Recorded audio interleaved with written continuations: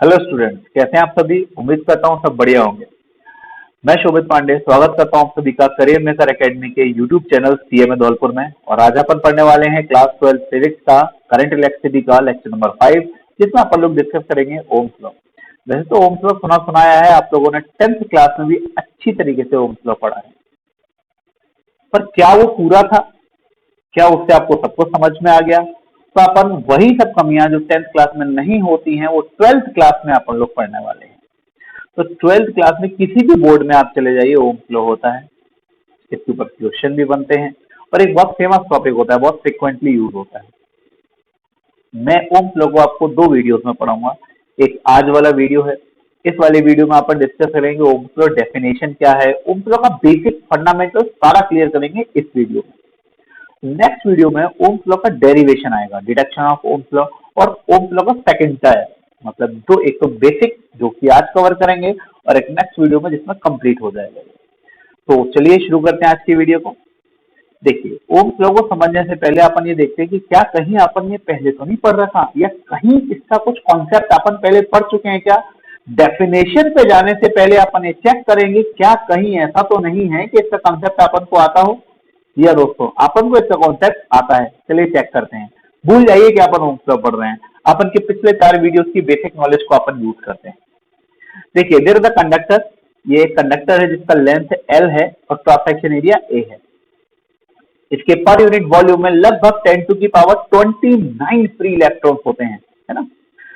और isolated condition में ये कोई भी प्रकार का करंट इंड्यूस नहीं करता, मतलब अगर इसको मैं किसी बैटरी वगैरह से कनेक्ट नहीं करता तो इसका करंट जीरो था, because all electrons are moving in their random position, their random thermal velocity is zero, है ना। फिर अपन इसमें बैटरी इंट्रोड्यूस कर देते हैं, तो ये लगा दी आज हमने क्लास बैटरी। तो अब मैं आपको कुछ बताने वाला हूं, अब आप वो बाद में बात करेंगे कि ओम्स लॉ क्या है। ये पॉजिटिव टर्मिनल होता है और ये नेगेटिव टर्मिनल होता है। मान के चलिए कि मैंने यहां पर आप लोगों के लिए एक बहुत प्यारा सा बैटरी लगाई है जिसमें दो पॉजिटिव है और दो नेगेटिव है। दो पॉजिटिव यहां से यहां आ जाएंगे और दो नेगेटिव यहां पर आ जाएंगे, है ना। मान के चलो कि इस बैटरी का वोल्टेज है 2 वोल्ट। ऐसा होता नहीं है कि 2 वोल्ट लगाने पर दो पॉजिटिव और दो नेगेटिव आ जाए। मैं सिर्फ आपको समझाने का प्रयास कर रहा हूँ ताकि थोड़ा इजी रहे। 2 वोल्ट का बैटरी लगाया, दो पॉजिटिव इधर आ गए, दो नेगेटिव इधर आ गए। अंदर बहुत सारे इलेक्ट्रॉन्स हैं। चलिए, बहुत सारे इलेक्ट्रॉन्स में से कुछ इलेक्ट्रॉन अपन जो बना सकते हैं वो बना लेते हैं। ये बहुत सारे इलेक्ट्रॉन में से कुछ छोटे से अपन ने सेक्शनाइज कर लिया। अब अपन डिस्कस ये करते हैं कि जब ये बैटरी के दो पॉजिटिव दो नेगेटिव आए, ये रहे दो नेगेटिव, ये रहे दो पॉजिटिव, इन दो नेगेटिव ने कितने इलेक्ट्रॉन को रिपेल किया? क्या सारे के सारे इलेक्ट्रॉन को रिपेल कर दिया? दो नेगेटिव आए जो यहाँ पे रखे हुए हैं, इन्होंने कितने इलेक्ट्रॉन को रिपेल करेगा? एक को, दो को, या करोड़ों को? जाहिर सी बात है, दो इलेक्ट्रॉन तो दो को ही रिपेल करेंगे। तो यहाँ से दो इलेक्ट्रॉन ही रिपेल हुए। आप समझ रहे हैं मैं क्या कहना चाह रहा हूँ? बहुत सारे इलेक्ट्रॉनों में से सिर्फ दो ही इलेक्ट्रॉन रिपेल हुए, क्योंकि यहाँ पर दो ही नेगेटिव है। तो करंट कितना बना? तो करंट का बेसिक फॉर्मूला होता है class I equal to Q by T.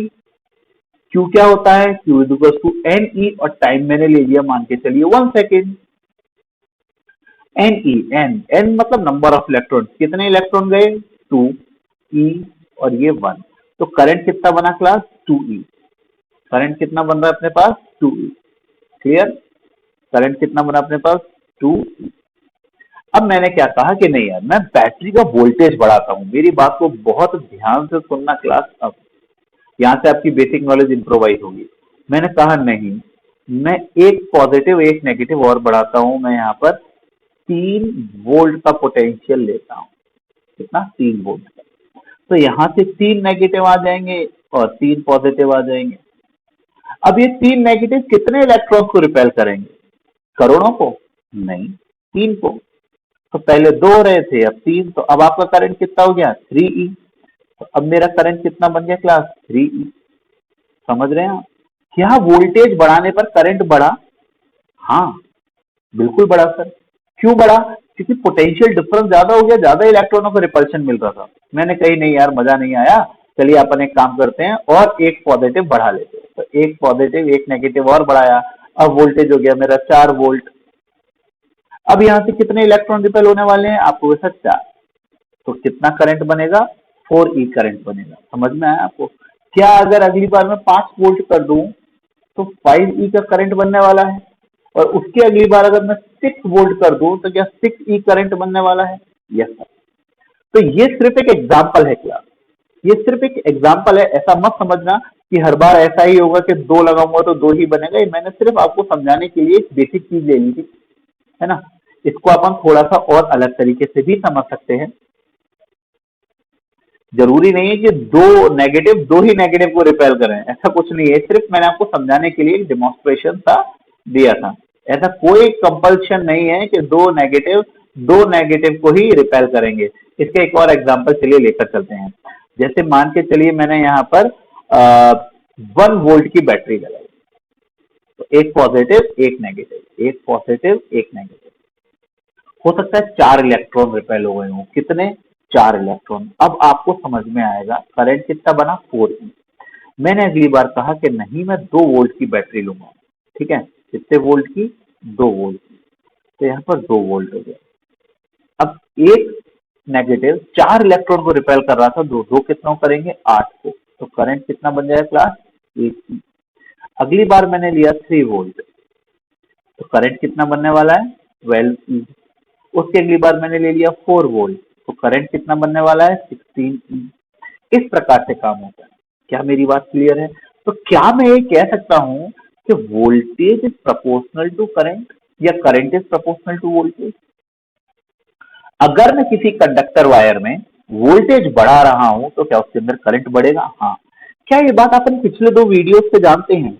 Answer is yes. क्योंकि अपन ने देखा कि अगर मैं वोल्टेज को 0 कर दूं तो all electrons are moving in their random direction. So no electron is moved from one terminal of the conductor to another terminal of the conductor। पर जैसे जैसे मैं वोल्टेज लगाता हूँ इलेक्ट्रॉन्स को डायरेक्शन मिल जाती है। वोल्टेज बढ़ाऊंगा तो ज्यादा इलेक्ट्रॉन्स को डायरेक्शन मिल जाएगी, और वोल्टेज बढ़ाऊंगा और ज्यादा इलेक्ट्रॉन्स को डायरेक्शन मिल जाएगा। तो जैसे जैसे इलेक्ट्रॉन्स डायरेक्शनल मूव होंगे करंट अपन का बढ़ता चला जाएगा। तो यही एक अपन ने बेसिक चीज पिछले कुछ वीडियो से पढ़ी कि V proportional to I। Voltage अगर मैं बढ़ाऊंगा, पोटेंशियल बढ़ाऊंगा, तो मेरा करंट जो है वो बढ़ेगा। ठीक है। चलिए ये अपन टेबल जो है अभी यूज करने वाले हैं, इसको अपन हटाएंगे नहीं। तो चलिए कुछ और डेमोन्स्ट्रेशन देखते हैं। चलिए मेरे को एक चीज बताइए, अपन यही से समझते हैं कि मैंने कितना वोल्टेज लगाया ये कैसे पता पड़ेगा? मैंने कैसे, ये तो मैंने आपको एक रैंडम एग्जांपल दिया था। मैं कितना वोल्टेज लगाऊंगा ये पता कैसे पड़ने वाला है, ये बताइए।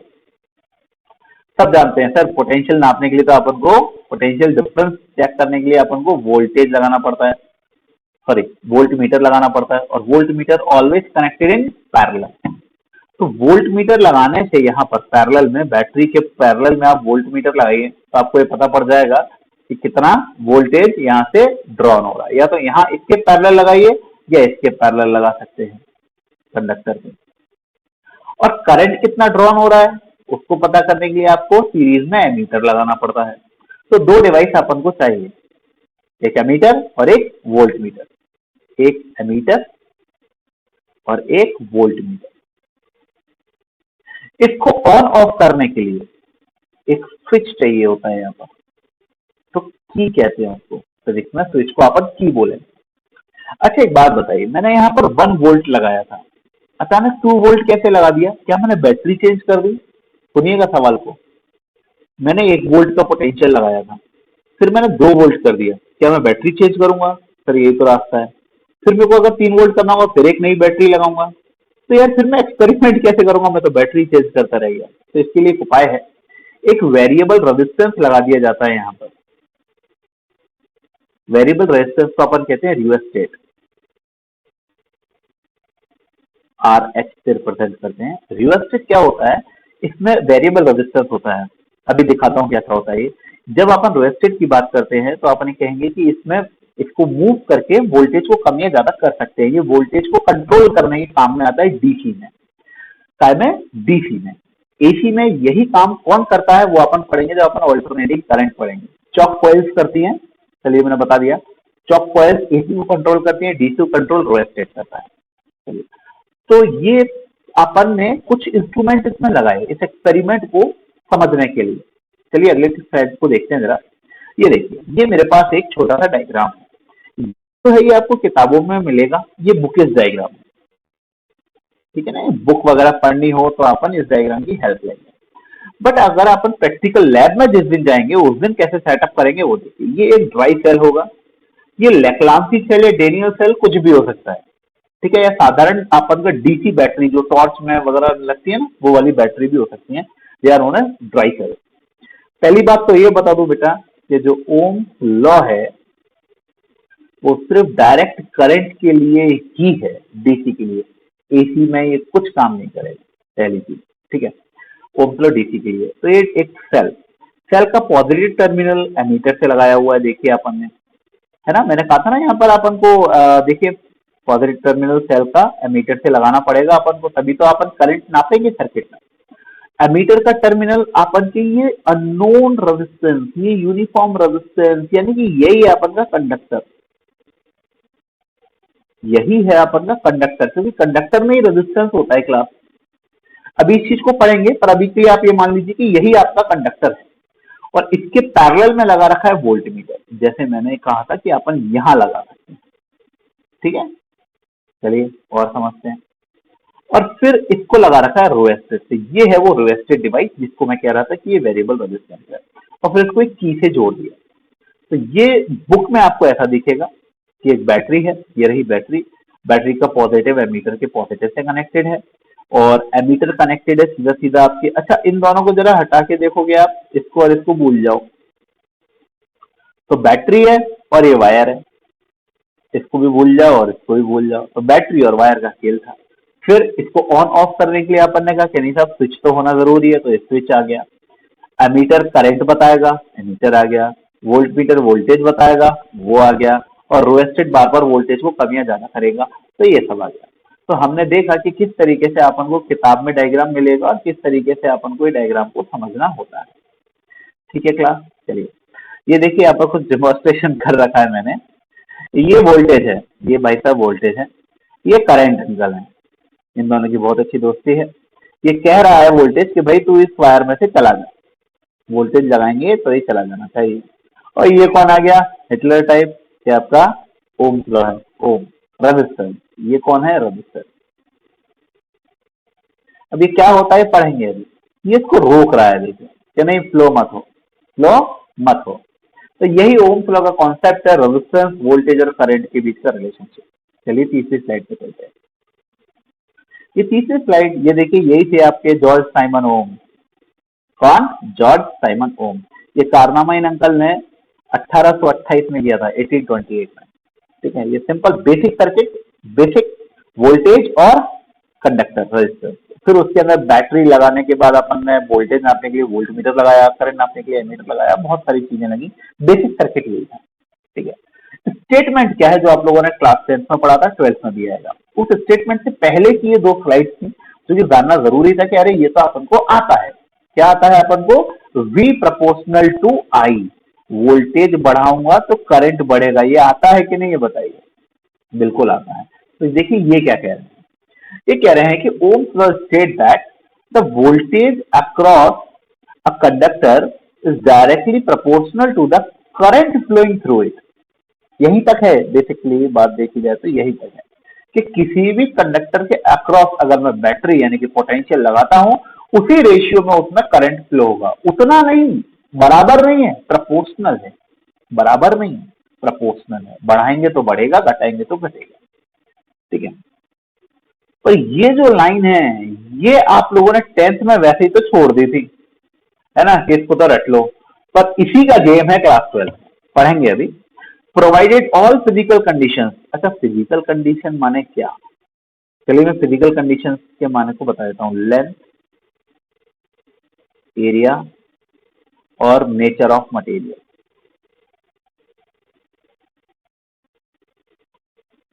ये होती हैं फिजिकल कंडीशन। उसकी फिजिकल प्रॉपर्टी को आप कांस्टेंट रखें और साथ ही साथ टेम्परेचर को भी कांस्टेंट रखें, तब ये वैलिड है। ओम्स लॉ कब वैलिड है कंडक्टर के लिए? याद रखें, सिर्फ कंडक्टर में काम करता है, सेमी कंडक्टर में काम नहीं करता। लिमिटेशंस हैं, अभी पढ़ रहे हैं, अभी तो शुरुआत की है। सिर्फ कंडक्टर के लिए, सेमी कंडक्टर वगैरह के लिए काम नहीं करेगा। ओम्स लॉ ये कह रहा है कि वोल्टेज में किसी कंडक्टर के अक्रॉस लगाऊंगा, उसी रेशियो में उसमें करंट ड्रॉन होगा, बट साथ ही साथ आपको कुछ फिजिकल कंडीशन जैसे length, area, nature of material और कुछ टेम्परेचर को भी कांस्टेंट रखना पड़ेगा। ऐसा क्यों है, इस बारे में डिस्कस करेंगे। यही अपन का क्लास 12 का बेसिक काम है। क्लास 12 का बेसिक यही है, ये सब चीजें जानना। क्लियर मेरी बात? चलिए जरा आगे बढ़ते हैं।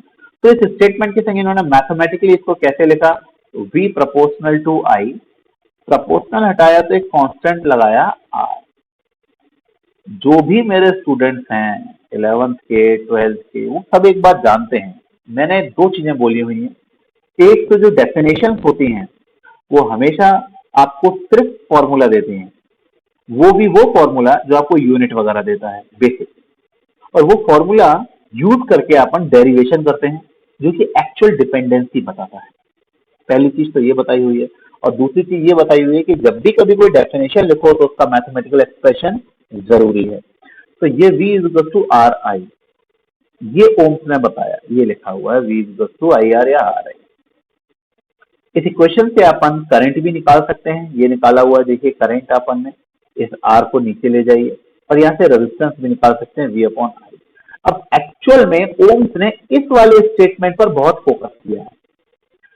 इस वाले स्टेटमेंट को ही मैं अगले स्लाइड में आप लोगों को पढ़ाने जा रहा हूँ, ठीक है। अगले स्लाइड में और उसके बाद सारी स्लाइड में इसी के ऊपर अपन बेसिक चर्चा करेंगे। तो ओम्स लॉ क्या है, क्या ये बात अपन पहले से जानते थे? बिल्कुल जानते थे सर, अपन पिछले दो वीडियोस में समझ गए थे कि वोल्टेज बढ़ाएंगे तो करंट बढ़ेगा। बट ये कुछ एक अननोन फैक्टर आया है यहाँ पे, रेजिस्टेंस। तो अपन इसको समझने वाले हैं कि what does it mean, resistance क्या है, ये अपन पढ़ने वाले हैं, ठीक है क्लास। तो रेजिस्टेंस यहाँ पर जब पहली बार इंट्रोड्यूस हुआ है, तो रेजिस्टेंस के बारे में बेसिक बात बता दूं जो आपने क्लास 10 में पढ़ी है, वो ये है कि resistance is a physical quantity who resist और opposes the flow of current.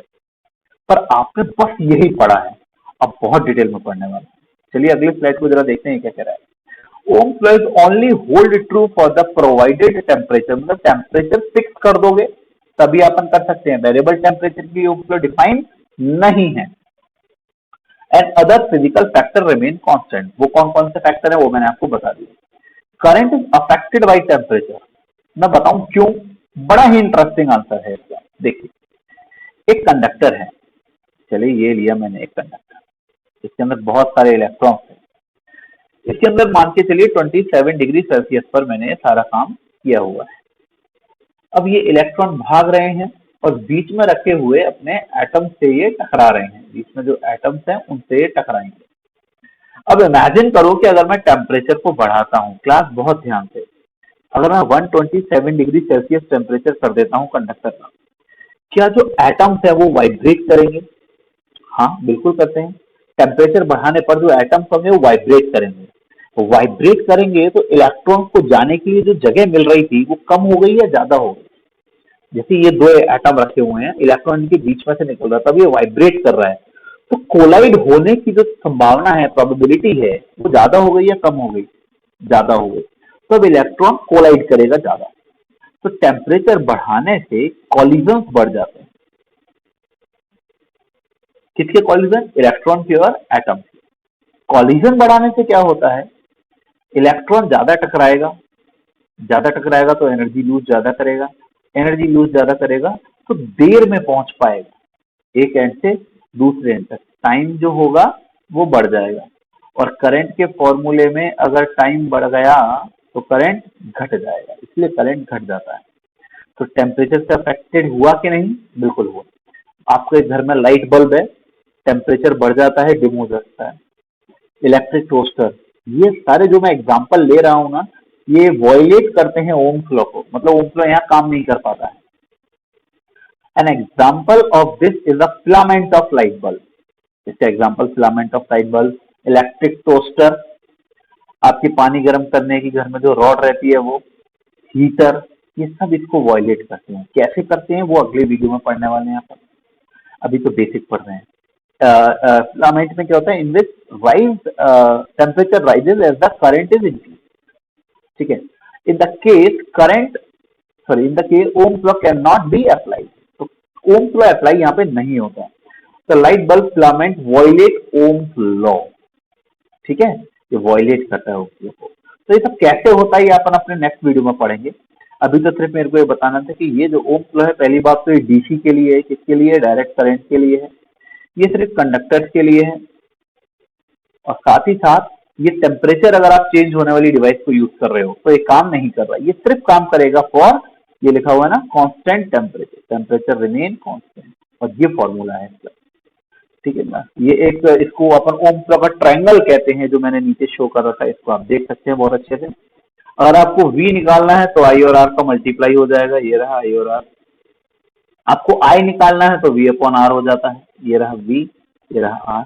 आपको R निकालना है तो V अपॉन I हो जाता है, ठीक है, सिंपल सा है, इसको आप लोग अच्छी तरह लिखकर याद कर सकते हैं हमेशा के लिए। चलिए आगे बढ़ते हैं। देखिए अभी तक के वीडियोस में अपन ने क्या देखा, अभी तक के वीडियोस में अपन ने देखा कि ओम्स लॉ को तो अपन पहले से ही जानते थे, अगर मैं किसी कंडक्टर के एंड पर वोल्टेज यानी कि पोटेंशियल डिफरेंस बढ़ा देता हूं तो ऑटोमेटिकली करंट बढ़ जाता है। इसी बात को ओम्स ने बताया था 1828 में, जो ये कह रहे थे कि वोल्टेज बढ़ाओगे तो करंट उसी प्रोपोर्शनल में बढ़ेगा, V proportional to I। But अपन ने ये भी देखा कि सिर्फ टेम्परेचर कांस्टेंट रखने से नहीं, लेंथ, एरिया और नेचर ऑफ मटेरियल कांस्टेंट रखने से ही ये ओम्स लॉ वैलिड है, अदरवाइज ये वॉयलेट हो जाता है, ठीक है। चलिए देखिए यहाँ पर कुछ बहुत इंटरेस्टिंग पढ़ाने वाला हूँ, बने रहिएगा। The relation between V and I for R is constant, मतलब V upon I is constant for a conductor, मतलब जो रेजिस्टेंस होता है किसी कंडक्टर का वो कांस्टेंट होता है। जी हाँ, देखिए बहुत ध्यान से सुनिएगा मैं क्या कह रहा हूँ। जो रेजिस्टेंस है ये उसकी डेफिनेशन वाला फॉर्मूला है, और मैंने क्या सिखाया है, कोई भी डेफिनेशन वाला जो फॉर्मूला होता है वो आपको डिपेंडेंसी नहीं बता सकता। कोई भी डेफिनेशन वाला फॉर्मूला जिन जिन चीजों से बना है उस पर वो डिपेंड नहीं कर सकता, उसके लिए उसका डेरिवेशन वाला फॉर्मूला काम में आता है। यानी कि डेफिनेशन वाला फॉर्मूला क्या है रेजिस्टेंस का, V by R, V by I. अपन रेजिस्टेंस पे शिफ्ट होते जा रहे हैं धीरे धीरे, है ना। रेजिस्टेंस का फॉर्मूला क्या है, V बाई आई, पर ये तो डेफिनेशन वाला फॉर्मूला है, इसीलिए ना तो ये वोल्टेज पे डिपेंड करता है रेजिस्टेंस, और ना ही ये कंडक्टर पे डिपेंड करता है। समझ में आया। किस पर डिपेंड करता है ये अगले वीडियो में पढ़ेंगे, हालांकि टेंथ में पढ़ चुके हो, लेंथ पे, एरिया पे, नेचर ऑफ मटेरियल पे और टेम्परेचर पे। पर वो कैसे करता है, क्या करता है, वो एक डेरिवेशन के बाद आता है, वो नेक्स्ट वीडियो में पढ़ने वाले हैं। तो इसमें तो ये पढ़ रहे हैं कि V और I पे डिपेंड नहीं करता। The relation between V and I is a linear relation. Linear का मतलब क्या है मैं अगली स्लाइड में बताऊंगा, फिलहाल समझा देता हूँ। स्ट्रेट लाइन, ये होता है लीनियर, एक स्ट्रेट लाइन बन रही है ना यहाँ पे, ये है लीनियर। अभी क्या है वो अभी बात करते हैं 2 मिनट बाद। तो relation between V and I is a linear relation. It as the increase potential across the ends of the conductor, current in the conductor also increase in proportional amount। जब मैं वोल्टेज बढ़ाता हूं उसी proportional में current increase होता है, ये इसका मतलब है, इस स्टेटमेंट का ये मतलब है। तो मैं V upon I is equal to R लेकर चलता हूं, और जो मेरी पहली स्लाइड थी उसकी टेबल को जरा मैं यूज करता हूं, इस फॉर्मूले को जरा मैं वहां पे लिख सकता हूं कि नहीं, जरा देखते हैं। ये अपन का पहला वो था सेगमेंट, इसमें जरा मैं एक काम करता हूँ, यहाँ से इसको रब कर देता हूँ, और जरा मैं वो फॉर्मूला यहाँ पर अपन लोग यूज करते हैं, ठीक है।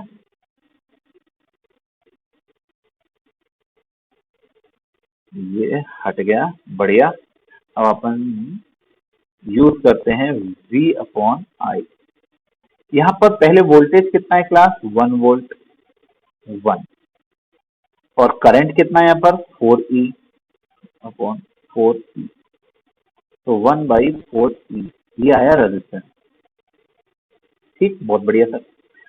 V by I second stage में, यहाँ पर वोल्टेज कितना है 2 वोल्ट, करंट कितना है 8E अपॉन 8E, 2 से 8 कितनी बार, 4 बार, तो 1/4 ई रेजिस्टेंस आया। तीसरी बार V बाई आई लिखूंगा, कितना वोल्टेज यहाँ पर 3 वोल्ट, कितना करंट यहाँ पर 12 ई, तो ये अपन का 12 ई, तो कितनी 4 बार 1/4 ई हो गया। तो धीरे धीरे मैं देखता जा रहा हूँ कि किस तरीके से मेरा जो रेजिस्टेंस आ रहा है वो एक कांस्टेंट अमाउंट में आ रहा है। अगली बार अगर मैं 4/16 ई लिखूंगा तो वो भी 4/16 ई कितना हो जाएगा मेरा 1/4 ई हो जाएगा। क्या रेजिस्टेंस कांस्टेंट हुआ? जी हाँ, यहाँ पे जो रेजिस्टेंस होते हैं वो V बाई आई, वो ना मैंने वोल्टेज चेंज किया था कि नहीं, 1 वोल्ट 4 ई, 1/4 ई आया था। मैं वोल्टेज चेंज किया, मैंने कहा 2, तो करंट में भी करके मैं भी चेंज हो गया, पर रेजिस्टेंस पर मैं तो वही रहा। फिर मैंने कहा कि ठीक है वोल्टेज को मैं 3 कर दूंगा, तो करंट का सर तो मैं 12 ई हो जाऊंगा, तो ये तो फिर भी 1/4 ई। तो क्या वोल्टेज बढ़ाने से या वोल्टेज को घटाने से या करंट को बढ़ाने से या करंट को घटाने से क्या रेजिस्टेंस अफेक्टेड हुआ? नहीं, नहीं। तो इसलिए मैं कह रहा हूं कि रेजिस्टेंस ना तो वोल्टेज पे डिपेंड करता है और ना ही करंट पे डिपेंड करता है, दोनों से ही इंडिपेंडेंट होता है। ठीक है, किस पर और कैसे डिपेंड करता है वो अपन चर्चा करेंगे अगले वीडियो में। वैसे तो बता चुका हूं कि लेंथ पर, एरिया पर, नेचर ऑफ मटेरियल पर और टेम्परेचर पर। तो क्लास यहां से अपन इसकी यूनिट भी निकाल सकते हैं, यहाँ से अपन इसकी यूनिट भी निकाल सकते हैं। वोल्ट V बाई आई, तो वोल्ट की यूनिट होती है वोल्ट, अपॉन करंट की यूनिट होती है एम्पियर, तो इसको अपन लिख सकते हैं ओम। ओम जॉर्ज साइमन ओम के नाम पे ही दी गई थी, जाहिर सी बात है। अगर मैं वोल्टेज को वर्क अपॉन चार्ज लिखूं तो लिख सकता हूं, बिल्कुल। तो वर्क की हो जाएगी जूल पर कूलाम एम्पियर, ये भी लिख सकते हैं अपन। तो बहुत सारा वेरिफिकेशन है यहाँ पर, अपन इसके बारे में चर्चा करते हैं। ठीक है, तो अपन को बेसिक बेसिक को समझ में आता जा रहा है कि आर जो होता है वो क्या है। रेजिस्टेंस एक इनहेरिट प्रॉपर्टी है मटेरियल, ध्यान दे रहा हूँ, इनहेरिट, उसके अंदर अपने आप आती है, आप चेंज नहीं कर सकते। हर मटेरियल का अपना एक खुद का रेजिस्टेंस है, इसलिए तो कहते हैं रेजिस्टेंस नेचर ऑफ मटेरियल पर डिपेंड करता है। हाँ, लेंथ बढ़ाओगे, एरिया घटाओगे या बढ़ाओगे, टेम्परेचर बढ़ाओगे घटाओगे तो वो चेंज कर सकते हो, पर हर मटेरियल का खुद का एक रेजिस्टेंस होता है। वो कैसे काम करता है वो अपन नेक्स्ट वीडियो में पढ़ेंगे। तो एक कंडक्टर है, ठीक है, यहाँ पर मान के चलिए मैंने ये वोल्टेज वाला एक्सेस है और ये मेरा करंट वाला एक्सेस है, तो आर इज इक्वल टू क्या था V by I, R is equal to क्या था क्लास V बाई आई, है ना। तो यहाँ पर मैंने वोल्टेज दिया था 0.1, तो मेरा करंट आया कुछ कम। फिर मैंने 0.2 किया तो करंट मेरा बढ़ा, 0.4 करते ही मेरा करंट हो गया 0.2। मेरा वोल्टेज कितना है यहाँ पर देखना 0.04, करंट कितना मेरा देखना यहाँ पर 0.02, डेसिमल से डेसिमल गया 2 ओम, कितना रेजिस्टेंस 2 ओम, समझ में आया। फिर मैंने अगली बार देखा, यहाँ पर मेरा 0.06 हो चुका है, तो V बाई आई अगली स्टेप में 0.06, और करंट कितना हो गया 0.03, 0.03, डेसिमल से डेसिमल कट गया, अगेन ये 2 ओम आ गया। अगले स्टेज में मैंने क्या किया 0.08, 0.08, और ये कितना हो गया 0.04, 2 ओम। क्लियर मेरी बात? बिल्कुल बिल्कुल सिंपल। तो क्या मैं कह सकता हूँ कि रेजिस्टेंस 20 नहीं है, ओम है, ठीक है। क्या रेजिस्टेंस कांस्टेंट है? हाँ, इसीलिए मैं कहूंगा कि ये एक लीनियर रिलेशन है। What does it mean linear? Straight line. Linear का मतलब होता है स्ट्रेट लाइन, कुछ कर्व्ड नहीं है, कर्व नहीं है, स्ट्रेट लाइन। ये जो होता है क्लास, इसको थीटा यानी कि एंगल यानी कि स्लोप ऑफ द कर्व कहते हैं। क्या कहते हैं? स्लोप ऑफ कर्व, जिसको आप लोग टेन थीटा से कहते हो ना, वही वो रेजिस्टेंस बताता है। क्योंकि यहाँ पर अगर मेरे को आपको टेन थीटा पढ़ाना होगा तो मैं आपको कैसे पढ़ाऊंगा, ये देखिए, चलिए मैं आपको बता ही देता हूँ, क्योंकि मेरे को अगली स्लाइड में आपको यही सब बताना भी है अच्छी तरीके से। मैं ये कह रहा हूँ कि मैंने एक बहुत सिंपल सा काम किया, वो काम ये था कि मैंने स्लोप को समझाया आपको। हालांकि अगली स्लाइड में मैं आपको स्लोप को और डिटेल में अच्छी तरह समझाने वाला हूँ, पर फिलहाल थोड़ा बहुत समझ लेते हैं। देखिए, आप और मैं जानते हैं कि टेन थीटा क्या होता है, परपेंडिकुलर अपॉन बेस। तो यहाँ पर परपेंडिकुलर, इस किसी भी ट्रायंगल को ले लीजिए, मैं इस ट्रायंगल को ले लेता हूँ, सॉरी, किसी भी ट्रायंगल को ले लीजिए, मैं एक पर्टिकुलर ट्रायंगल ले लेता हूँ। ये मैंने लिया ट्रायंगल ये वाला, ठीक है, ये ट्रायंगल ले लिया, जिसका एंगल थीटा, एंगल के सामने वही लाइन परपेंडिकुलर, परपेंडिकुलर यानी कि I2 माइनस I1 यानी कि करंट बता रहा है। और बेस क्या हो गया, V2 माइनस V1 यानी कि ये वोल्टेज बता रहा है। तो करंट अपॉन वोल्ट, तो जो मेरा टेन थीटा है, टेन थीटा वो हो गया I अपॉन V।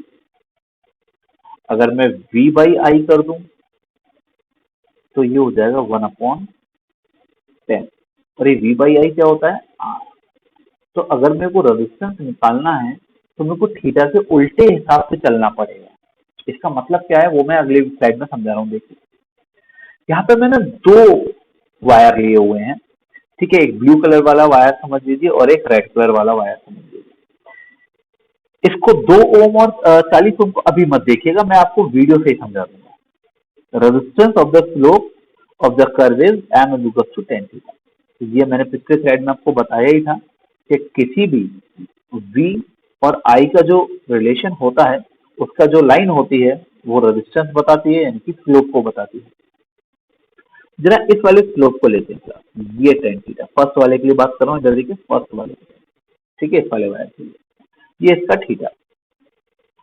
तो मान के चलिए ये 30 डिग्री के आसपास का है, ठीक है, कितना, 30 डिग्री। तो ये कुछ भी मान के चलिए, तो मैं बोल रहा हूँ कि जो रेजिस्टेंस होता है वो V बाई I होता है, जिसको मैं 1 अपॉन टेन थीटा लिख सकता हूँ। ध्यान रखिए टेन थीटा नहीं, 1 अपॉन टेन थीटा। तो यहाँ पर 1 upon ten 30 degree, ten 30 degree, ठीक है। दूसरे वाले के लिए बात करता हूँ, ये दूसरा वाला वायर, इसका रेजिस्टेंस देखिए कुछ इसका एंगल कुछ ज्यादा है क्या, थीटा, हाँ, मान के चलिए इसका एंगल 45 डिग्री है। तो मैंने इसके लिए लिया R V अपॉन I, ठीक है, 1 by tan theta, 1 upon ten, किसकी वैल्यू ज्यादा होती है भाई, इसको 1 फर्स्ट वायर ले लेते हैं, इसको सेकंड वाला वायर ले लेते हैं। किसकी वैल्यू ज्यादा होती है, 1045 होता है 1। क्या आप लोग इस बात को जानते हैं 1045 कितना होता है, ट्रिग्नोमेट्री थोड़ी बहुत तो आती होगी आप लोगों को, है ना, और नहीं आता ना तो ऐसे करके देखना चाहिए हमेशा, sine theta upon cos theta. तो साइन 45 बाई कॉस 45, तो ये 1/√2 और ये 1/√2। इसी प्रकार से अगर आपको, तो ये 1/√2 कट गया, ये कितना आ गया 1, तो 1 अपॉन 1 कितना आ गया 1। और अगर आपको टेन 30 नहीं आ पा रहा है तो आप ऐसे करिए साइन 30 अपॉन कॉस 30। तो साइन 30 कितना होता है क्लास, 1/2, और कॉस 30 कितना होता है √3/2, 2 से 2 कट जाएगा, 1/√3। तो टेन 30 कितना हो गया 1/√3, ठीक है। √3 कितना होता है क्लास, 0.73।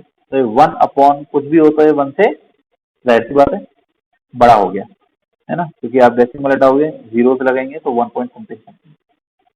तो थोड़ा हटा दूं मैं इसको। तो कुल मिला के वैल्यू कहाँ पर ज्यादा है थीटा की, चलिए बताइए, टेन थीटा की वैल्यू कहाँ पे ज्यादा है, फर्स्ट वाले वायर के लिए या सेकंड वाले वायर के लिए।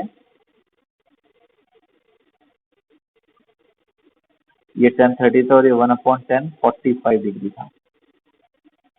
तो अगर मैं बात करूं, ऐसे देखते हैं, देखिए कैसे लिखते हैं इसको, R1 R2, R1 यानी कि ये वाला 1 अपॉन 1030 और ये 1 अपॉन 1045,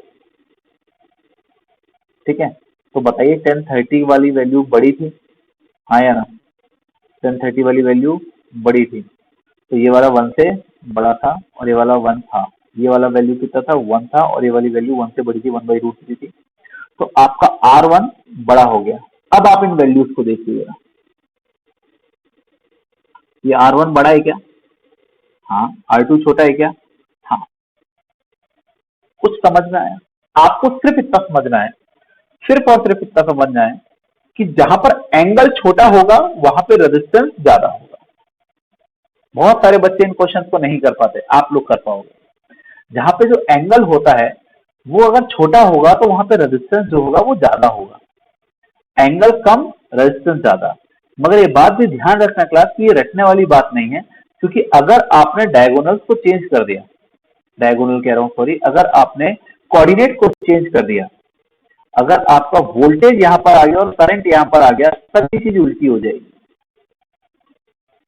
यहां पर देखिए वोल्ट नीचे है और करंट ऊपर है, इसलिए मैं क्या बोल रहा हूं कि जो रेजिस्टेंस है वो V/I यानी कि 1/tan थीटा है।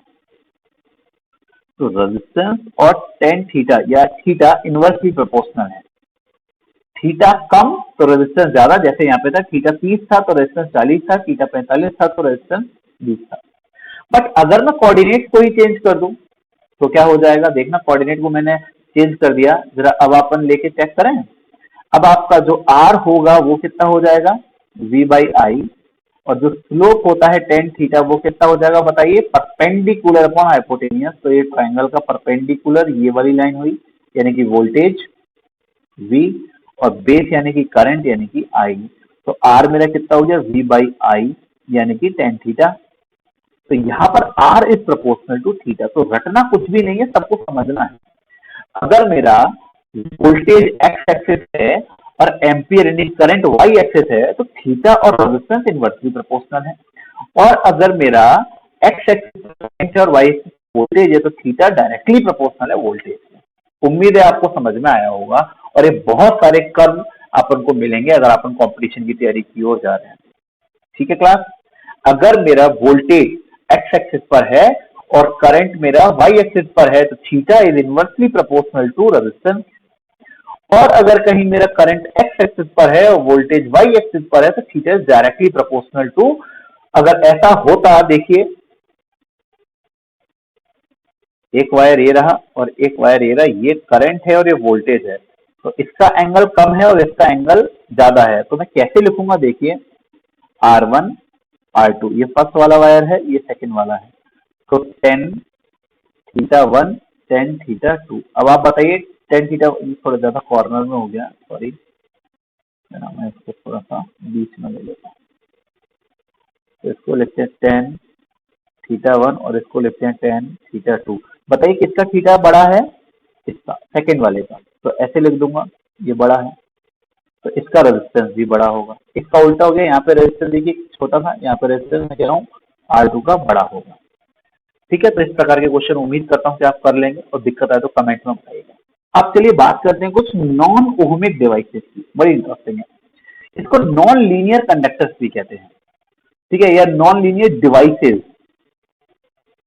जरूरी नहीं है कंडक्टर हो, क्योंकि यहाँ पे डायोड एक सेमीकंडक्टर है। ठीक है, इसलिए जरूरी नहीं है कंडक्टर हो, ये डिवाइसेस के बारे में भी बात चलती है।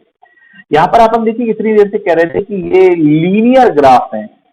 ये कैसे ग्राफ है? लीनियर। यहाँ पे मैंने लिखा है भी था आपको लीनियर रिलेशन, तो अब इसीलिए मैंने यहाँ पे लिखा है non linear. What does it mean? कि अब वो वाले अपन कंपोनेंट पढ़ रहे हैं जिनमें जो डायग्राम होगा वो स्ट्रेट लाइन नहीं होगा, ग्राफ जो होगा स्ट्रेट लाइन नहीं होगा। तो वो कंडक्टर जो कि ओम्स लॉ को ओबे नहीं कर पाते वो कहलाते हैं नॉन ओमिक डिवाइसेस या नॉन लीनियर डिवाइसेस। जैसे filament lamp, light bulb, electric toaster, water heater, ये सब ट्रायोड, ट्रांजिस्टर, ये सब पढ़ेंगे। अपन के सेकंड लास्ट यूनिट है सेमीकंडक्टर, वहां पे डायोड भी आएगा, ट्रांजिस्टर भी आएगा, बहुत डिटेल में पढ़ेंगे। अभी सिर्फ समझना है कि ऐसा भी कुछ होता है। फिलामेंट ऑफ लैंप, ये देखिए पोटेंशियल डिफरेंस इधर करंट वाई एक्सिस पे, और ये कुछ इस तरीके से जा रहा है। समझ रहे हैं आप? जैसे अगर मैं आपको ऐसे समझाऊं कि धीरे धीरे धीरे धीरे इसमें वोल्टेज बढ़ाता गया पर करंट कांस्टेंट हो गया, पोटेंशियल डिफरेंस बढ़ाऊंगा बट करंट जो होगा वो कांस्टेंट हो जाएगा। कुछ आगे चलते हैं। ऐसा नहीं कि करंट हमेशा ही बढ़ता चला जाए, ऐसा नहीं होगा। डायोड, इलेक्ट्रिक डायोड, ठीक है, जिनको पीएन जंक्शन भी कहते हैं। आपने वोल्टेज बढ़ाया, कोई करंट डेवलप नहीं होता, शुरुआत में कोई करंट डेवलप नहीं होता, फिर एक पोटेंशियल बैरियर नाम की चीज आती है। अगर कोई 12th क्लास पढ़ा हुआ बच्चा इस वीडियो को देख रहा है तो समझ जाएगा। और फिर अचानक करंट बढ़ जाता है काफी सारा, तो ये नी वोल्टेज कहलाता है। बाद में बात करेंगे इस बारे में। सेमीकंडक्टर्स में अचानक करंट बढ़ जाता है, तो ये ऐसा भी नहीं होता एग्जैक्टली, कुछ ऐसा बनता है, ठीक है। अगर मैं इसको फॉरवर्ड बाइसिंग कहते हैं, यहाँ पर कुछ रिवर्स बाइसिंग ऐसे हो जाती है, वो सब बात की बातें हैं। फॉर देयर द डिवाइसेज, आप जो कि ओम्स लॉ को ओबे नहीं करते, उनका ग्राफ स्ट्रेट लाइन नहीं होता।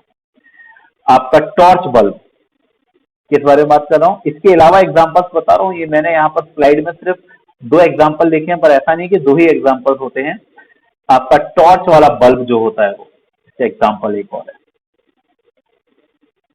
Torch bulb, electric bulb, electrolyte, electrolyte से प्रोसेस होती है, इलेक्ट्रोड, इलेक्ट्रोलाइट, वो सब, ठीक है। डायोड, डायोड तो हो गया। ट्रांजिस्टर, ये सारी नॉन ओमिक डिवाइसेज है क्लास, इनका ग्राफ स्ट्रेट लाइन नहीं होता, पढ़ेंगे डिटेल में आगे चलते। तो ये मैंने अभी तक आपको सारी चीजें के बारे में बताया। देखिए, जैसा कि मैं बात कर रहा था शुरुआत से कि जो रेजिस्टेंस होता है वो इंडिपेंडेंट होता है पोटेंशियल से और इलेक्ट्रिक करंट से। रेजिस्टेंस प्रॉपर्टी होती है ऑब्जेक्ट की, याद रखें ऑब्जेक्ट की प्रॉपर्टी है, ठीक है। So it depends on length, area, nature of material and temperature of the body. तो आज के वीडियो में अपन ने क्या क्या पढ़ा। सबसे पहले अपन ने पढ़ा कि क्या अपन V प्रोपोर्शनल टू I को पहले से जानते हैं क्या। चलिए शुरुआत से फटाफट रिवाइज कर लेते हैं 1 सेकंड के अंदर। देखिए, अपन ने पढ़ा कि अपन V प्रोपोर्शनल I को पहले से जानते थे क्या। हाँ, पिछले 2 वीडियोस में कॉन्सेप्ट क्लियर हो गया था कि जो वोल्टेज होता है वो बढ़ा हुआ तो करंट बढ़ेगा, वोल्टेज घटा हुआ तो करंट घटेगा। क्यों? क्योंकि कम इलेक्ट्रॉन्स फिर इलेक्ट्रोमोटिव फोर्स फील करते हैं, ठीक है। फिर अपन ने देखा कि वोल्टेज को चेक करने के लिए वोल्ट मीटर चाहिए, करंट को चेक करने के लिए एमीटर चाहिए, अपन को बैटरी चाहिए, की चाहिए, वोल्टेज को बार बार चेंज करने के लिए रेजिस्टर चाहिए। बुक का डायग्राम देखा अपन ने, ये बुक का डायग्राम है, और जिस दिन लैब में काम करेंगे उस दिन ये डायग्राम काम में आएगा, ठीक है। ओम्स लॉ सिर्फ डीसी के लिए काम करता है, ओम्स लॉ सिर्फ कंडक्टर्स के लिए काम करता है, और ओम्स लॉ के लिए अपन को temperature, length, nature of material वो सब कांस्टेंट रखना पड़ता है। फिर अपन ने जॉर्ज साइमन ओमंगल की फोटो देखी, फिर गुस्से में देखे 1828 में 1828 में इन्होंने लॉ दिया कि किसी भी कंडक्टर के वोल्टेज को अगर मैं चेंज करता हूं तो करंट चेंज होता है, voltage is proportional to electric current, ठीक है क्लास। उसके बाद फिर अपन ने कुछ बेसिक सी चीजें पढ़ी इसी के बारे में, वोल्टेज के बारे में।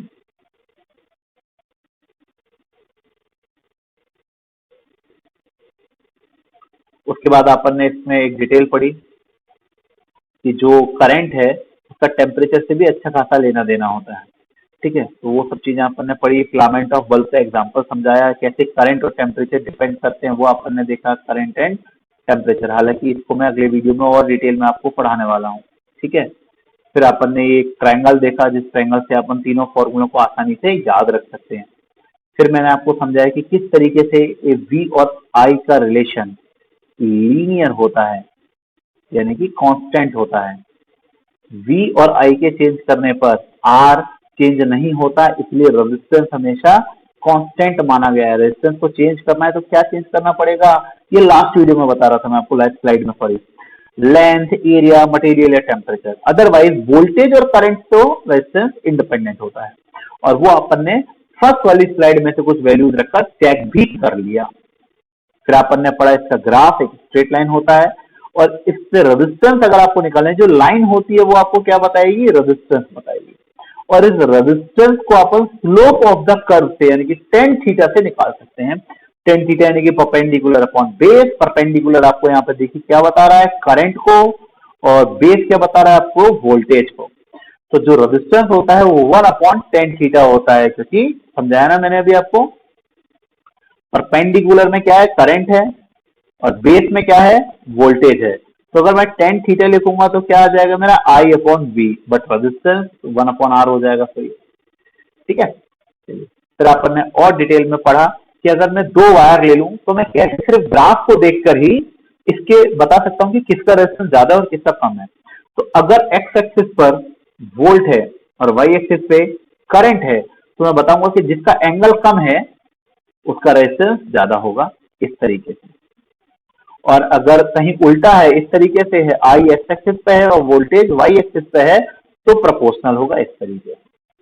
फिर अपन ने पढ़ा कि कुछ ऐसी डिवाइसेस भी हैं जो ओम्स लॉ को फॉलो नहीं करते, they are called non ohmic devices, like torch bulb, electric bulb, है ना, electrolyte solution, transistor, diode, filament of bulb. उनका स्ट्रेट लाइन कर्व नहीं होता, उनका ग्राफ कुछ ऐसे होगा, कुछ ऐसे होगा, या कुछ ऐसे होगा, पर स्ट्रेट लाइन नहीं होता। ठीक है, तो लास्ट में अपन पढ़ रहे हैं कि रेजिस्टेंस इंडिपेंडेंट होता है पोटेंशियल से और करंट से। रेजिस्टेंस डिपेंड काय काय पे करता है? लेंथ पे रेजिस्टेंस डिपेंड करता है, एरिया पे, टेम्परेचर पे, नेचर ऑफ मटेरियल पे। उसको अगले वीडियो में कवर करेंगे। ये एक साइकिल कहलाती है। यहाँ पे देखिए, करंट को एम्पियर आई से, वोल्टेज को ई से, वी से रिप्रेजेंट करना चाहिए था पर इन्होंने ई से किया है, खैर कोई बात नहीं, आप उनके दुख है। पावर को कैपिटल पी से और ओम को आर से, रेजिस्टेंस को। तो सारे फॉर्मूले हैं यहाँ पर। मैं आपको ये फॉर्मूला बताना चाह रहा हूं जरा कि ये कैसे आता है। ठीक है, तो शुरू करते हैं। पावर इज इक्वल टू क्या होता है? अच्छा, ये तो जानते हो, वर्क अपॉन टाइम होता है पावर, ये तो बेसिक है। वर्क को अपन इलेक्ट्रिक पोटेंशियल वाले चैप्टर से जोड़ सकते हैं। आपको याद है, work done per unit charge is called potential था। तो चार्ज को अगर मैं इधर ले जाऊंगा तो वर्क कितना हो जाएगा? Q dot V upon T. Q by T क्या हो जाएगा? करंट। क्यू बाई टी क्या हो जाएगा? Current dot voltage. तो पावर क्या हो गया? Voltage into current. ये आया समझ में, पावर कहां से आया? तो यहीं से अगर मैं आई को वी बाई आर लिख दूं, उसको नीचे ले जाऊं, तो ये सारे फॉर्मूले उसी से कनेक्टेड हो जाते हैं। सारे फॉर्मूले वहीं से आते हैं, है ना। हालांकि हीट में मैं आपको एक फॉर्मूला पढ़ाऊंगा, आई स्क्वायर आर टी, पर वो बिल्कुल लास्ट में पढ़ाऊंगा चैप्टर के। तो ये जो फॉर्मूले हैं ना, एक दो, ये आपको तभी समझ में आएंगे। ठीक है क्लास, तो चलिए आज का वीडियो तो पूरा हुआ, पर मैं जाते जाते बता दूं कि मैं आपको अगले वीडियो में क्या करवाऊंगा। मैं आपको ड्राइव करवाऊंगा रेजिस्टेंस का वो फॉर्मूला जो कि V अपॉन आई से ही निकलता है, बट कुछ अलग होता है। Deduction of Ohm's law. जी हाँ, जैसे मैंने आपको 2 वीडियो पहले बोला था कि करंट का बेसिक फॉर्मूला आप लोग क्या पढ़ते हो? V बाई आर नहीं होता। क्या होता है? A n e v d, या A n e square capital E tau by m. याद आया? या A n e square V tau upon m l, यहाँ पर भी वोल्टेज है। तो इसी प्रकार से इससे डिराइव करके ये सब आया। अब इससे डिराइव करके रेजिस्टेंस का एक्चुअल फॉर्मूला पता करेंगे, वहां से पता पड़ेगा कि वो किस किस पर डिपेंड करता है। जरा इसको गौर से देखना, करंट किस पे डिपेंड कर रहा है? एरिया पे। एन, एन मतलब नंबर ऑफ फ्री इलेक्ट्रॉन, जो कि नेचर ऑफ मटेरियल है। ई बाई एम तो कांस्टेंट होता है। लेंथ पे, वोल्टेज पे, और रिलैक्सेशन टाइम पे। और रिलैक्सेशन टाइम टेम्परेचर पे डिपेंड करेगा। तो क्या current, area, nature of material, voltage, length और टेम्परेचर पे डिपेंड करा? हाँ सर। तो क्या रेजिस्टेंस को भी कुछ ऐसे ही करना चाहिए? Yes sir. यही पढ़ेंगे अगले वीडियो में, और अगले वीडियो में ये देखेंगे कि किस तरीके से और चीजों पे डिपेंडेंसी होती है। तो उम्मीद करता हूँ क्लास आपको आज का लेक्चर समझ में आया होगा, अच्छा लगा होगा। अगर अच्छा लगा तो पूरे वीडियो को लाइक कीजिए, शेयर कीजिए, सब्सक्राइब कीजिए, ताकि और बच्चे भी इसी आसानी से सब पढ़ सकें, जान सके कि डेफिनेशन से बाहर भी कुछ है ओम्स लॉ के बारे में।